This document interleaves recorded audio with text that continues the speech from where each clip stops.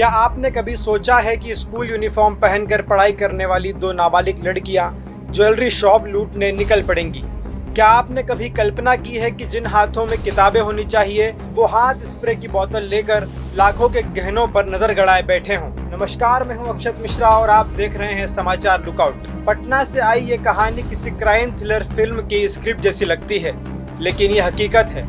दो स्कूली लड़कियां, चेहरे पर मास्क, ज्वेलरी शॉप में ग्राहक बनकर एंट्री, दुकानदार से गहने दिखाने की मांग और फिर अचानक आंखों में स्प्रे छिड़ककर लूट की कोशिश। लेकिन कहते हैं ना, अपराध की प्लानिंग चाहे कितनी भी फिल्मी क्यों ना हो, एक छोटी सी गलती पूरा खेल बिगाड़ देती है। और यहाँ भी कुछ ऐसा ही हुआ। मामला पटना के दीघा थाना क्षेत्र के कुर्जी इलाके का है। शुक्रवार शाम करीब 5:30 बजे दो नाबालिग लड़कियां मां वैष्णो ज्वेलर्स में पहुंची। दोनों ने मास्क लगा रखा था ताकि पहचान छिपी रहे। दुकानदार राजेश कुमार को उन्होंने बिल्कुल सामान्य ग्राहक की तरह कान की बालियां दिखाने के लिए कहा।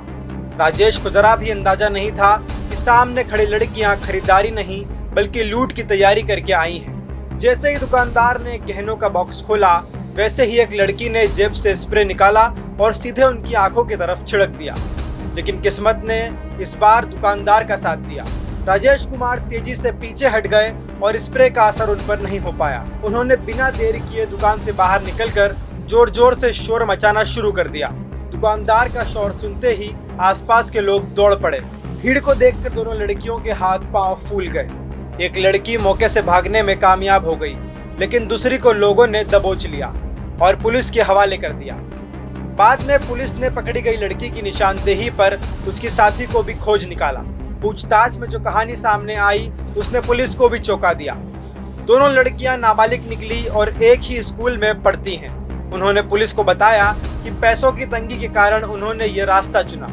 योजना यह थी कि ज्वेलरी शॉप से गहने लूटकर किसी दूसरे दुकान में बेच दिए जाएंगे और जल्दी पैसा मिल जाएगा। यानी मेहनत से कमाई नहीं बल्कि शॉर्टकट से अमीर बनने का सपना। फिलहाल दोनों नाबालिगों को रिमांड होम में भेज दिया गया है।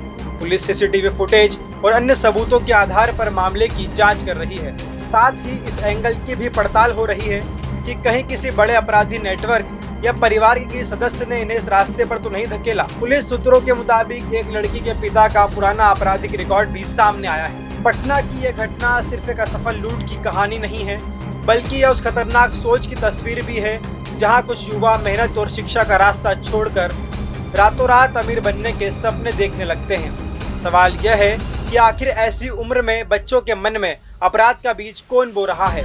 सोशल मीडिया का दिखावटी ग्लैमर, गलत संगत या फिर आसान पैसे की अंधी दौड़? फिलहाल दो स्कूली लड़कियों का फिल्मी प्लान फ्लॉप हो चुका है, लेकिन इस घटना ने समाज और परिवार दोनों के सामने कई बड़े सवाल जरूर खड़े कर दिए हैं। लगातार जानकारी के लिए देखते रहें समाचार लुकआउट। इस समाचार के प्रायोजक हैं DHL इंफ्रा बुल, भरोसे का दूसरा नाम।